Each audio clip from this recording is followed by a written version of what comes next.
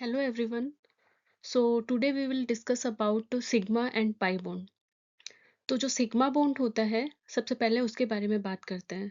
तो जो sigma bond है, उसमें क्या होता है, जो ओवरलैपिंग होती है वो कैसी होती है, हेड ऑन हेड ओवरलैपिंग होती है, जिसको हम एक्सियल ओवरलैपिंग भी बोलते हैं।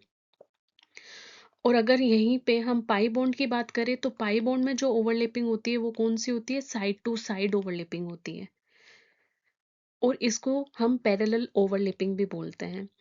अब इसमें क्या है, पाई बॉन्ड के अंदर क्या है, इलेक्ट्रॉन डेंसिटी जो है वो एक तरीके से ऐसे डिवाइड हो गई दो पार्ट में, क्योंकि ये क्या है, नोडल है। और यहाँ पे इलेक्ट्रॉन डेंसिटी जो डिवाइड हो रही है, तो यहाँ पे ये जो एक्सियल ओवरलैपिंग होती है वो क्या होती है, मोर स्ट्रोंगर होती है। किसके कंपेयर में, साइड वाइज वाले के कंपेयर में।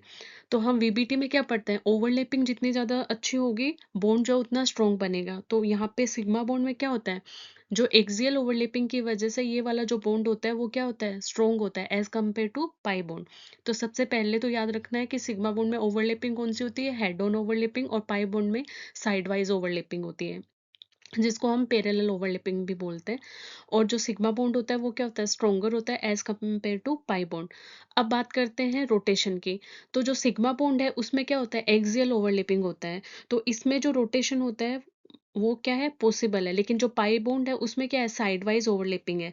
तो जिसकी वजह से यहाँ पे रिस्ट्रिक्शन, जो रोटेशन है उसमें क्या होता है, रिस्ट्रिक्शन होता है। अब कई बार क्वेश्चन पूछा जाता है कि आपको कोई भी कंपाउंड दे दिया जाएगा और उसमें पूछा जाएगा कि इसमें कितने सिग्मा बॉन्ड और कितने पाई बॉन्ड है। तो हमेशा याद रखना है कि जो मल्टीपल जो बॉन्ड्स होते हैं उनमें जो पहला एक जो बॉन्ड है वो हमेशा क्या होगा, सिग्मा बॉन्ड होगा। और जो बाकी के जो रिमेनिंग जो होंगे वो क्या होंगे, पाई बॉन्ड्स होंगे।